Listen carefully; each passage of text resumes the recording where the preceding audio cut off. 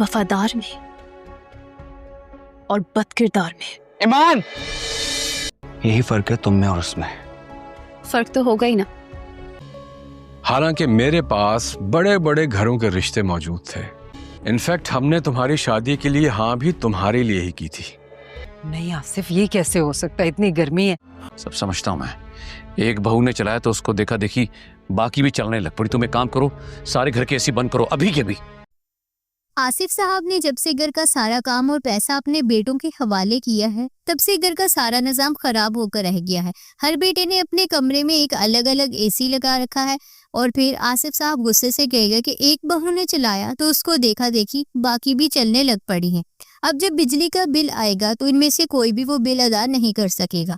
जब तक आसिफ साहब खुद सब कुछ संभाल रहे थे सब ठीक था, लेकिन अब बेटे हिस्से के पैसे सिर्फ अय्याशियों में अड़ा रहे हैं। आसिफ साहब अपनी बीवी अंबर को कहेंगे कि तुम एक काम करो, सारे घर के एसी बंद कर दो अभी के अभी। और फिर अंबर कहेगी कि बस कर दे आसिफ साहब, ऐसे कैसे हो सकता है, इतनी गर्मी है। और फिर ईमान अपने शौहर शहीर से कहेगी कि बदकिरदार में और वफादार में साफ फर्क नजर आता है। दूसरी तरफ आसिफ साहब के बेटों ने अलग होने के बाद माली जिम्मेदारियां नहीं संभाली और सिर्फ फजूल खर्ची में लग गए, जिसकी वजह से घर का बिल अदा करना मुश्किल हो गया और आसिफ साहब को बहुत गुस्सा आ रहा है। तो नाजरीन, क्या आप जानना चाहेंगे कि ये बड़ा बिल अदा कौन करेगा? कमेंट में हमें ज़रूर बताएं।